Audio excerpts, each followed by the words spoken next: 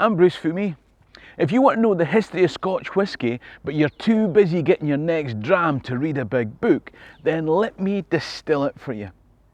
Like many things Scottish, we think that distillation of wine came from Ireland with missionary monks. But the Exchequer Roll of James IV in 1494 is the first time that we have a record of the distillation of beer made from malted barley. And it was here at Lindores Abbey in Fife.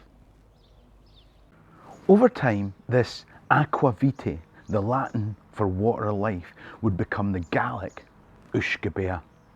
The shortened form of Uisce was first written in 1736 by a Redcoat Army Captain Edward Burt to give us the English word whisky. Tell me in the comments, what's your favourite whisky? Or even just the last one that you drank? If you're interested in the people, places and events in Scottish history, then click the subscribe button at the bottom right hand side of the screen. In the meantime, let me tell you a story. In a time when there was good seasons and bad seasons, surplus and shortage, whisky was a way for farmers to turn their excess barley crop into real liquid cash that wouldn't rot. But the story of whisky is one of prescription, promotion and perfection. The 1609 Statutes of Iona were James VI's attempt to control the Gaeltacht.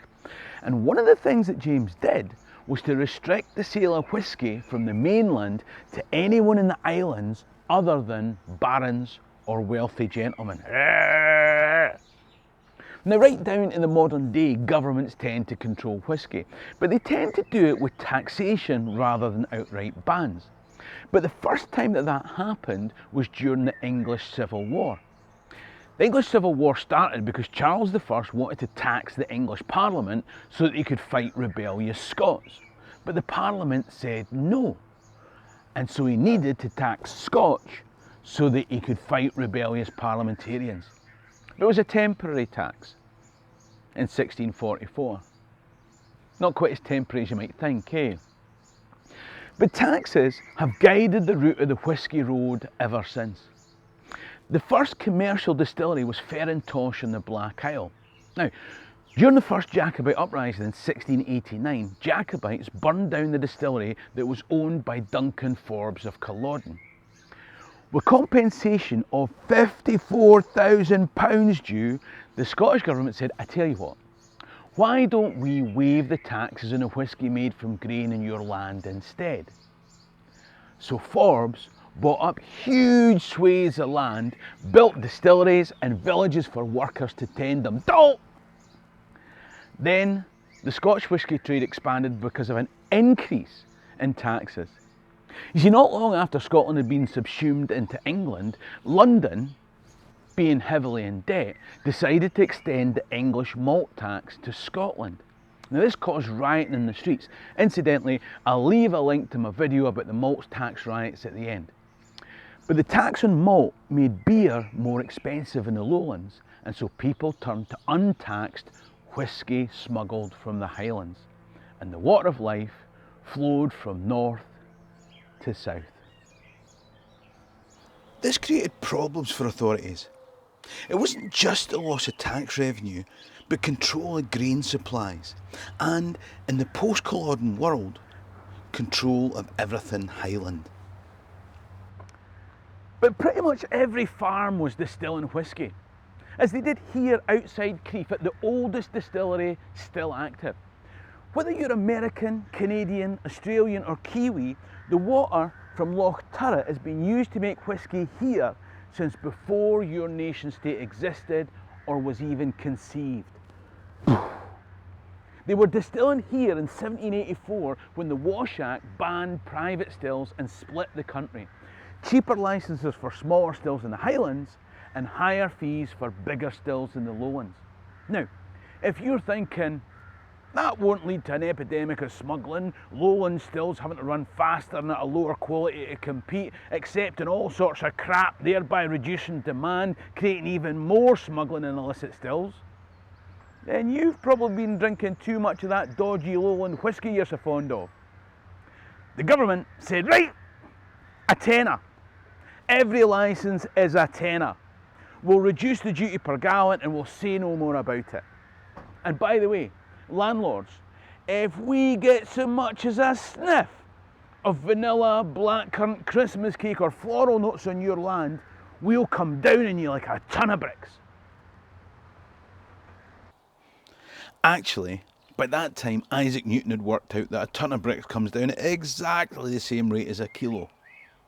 The point is that the reduced licence costs created a boom time for whisky production, and a year later we got the Glenlivet, now the oldest licensed distillery. The Edinburgh agent for Glenlivet was a guy called Andrew Usher, and he started mixing some of their malts together to make what he called Old Vatted Glenlivet, OVG. And in 1860, the Spirits Act allowed people to mix malts from different distilleries, and other people started to get in the game. A grocer called John Walker and Sons in Kilmarnock, and the Shivis brothers in Aberdeen. Welcome to the Still House. I'll leave you here. Thank you very much. Thank you. Meanwhile, ingenious lowland distillers had been finding solutions to the Highland competition by selling cheap to the English market, and more importantly, developing continuous process distillation. Instead of doing the distillation in batches, refilling pot stills like these each time, what they did was to use new cylindrical tower stills in one continuous industrial flow. They could make grain whisky faster, smoother, lighter, and then mix in richer flavoured malts to make blended whisky later. Whisky was just about ready for popular acceptance down south. All it needed now was an aphid infestation. In 1863, an aphid called phylloxera started munching its way through European vineyards. In fact, it's only because some vines had been taken to the Americas to plant vineyards there that there's a wine industry in Europe at all. If I remember my wine tasting lesson in France, they had to scrap everything and re-import original vines from America. In the meantime, seeing as there's no wine and brandy, have you tried a wee tipple of this? A French aphid made the whisky industry. That in a London Borough Council. As whisky became more popular, there were all sorts of Del Boys down the London market selling hooky, knocked off imitations. And Islington Council decided to clamp down on it. There were several prosecutions, questions in the House, and before long, a royal commission to decide what was and what wasn't whisky. Long story short, to qualify as Scotch whisky, it has to be brewed and distilled in Scotland and matured in Scotland for no less than 3 years in oak casks. You can use water, yeast and malted barley, maybe whole grains of other cereals, and at a push, a little bit of caramel for colouring, but not flavouring. Are you mental? You can make up any old marketing pish you want, so long as you don't change the raw materials. That is Scotch whisky. So that is the potted history of whisky. But there's 3 quick yet important points to finish. 1. American Prohibition led to all sorts of grog being sold as whisky, from moonshine hooch to embalming fluid. And all that enhanced the prestige and popularity of proper Scotch whisky. Some of today's distinguished brands went back to their smuggling roots, this time with more murderous gangsters. 2. When post-war Germany benefited from the Marshall Plan, Britain had to repay its debts to the US. Needing every bit of foreign exchange money, Winston Churchill wrote, "On no account reduce the barley for whisky. This takes years to mature and is an invaluable export and dollar producer."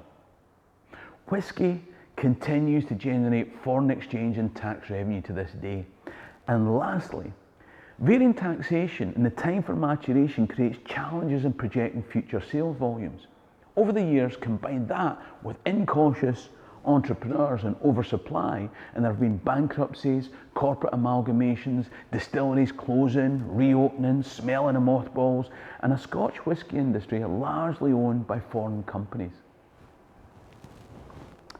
At least we can always have a dram and forget about it. Now there's a link to my video on the malt tax riots here. In the meantime, how many dockers can be lamb alive? Slange.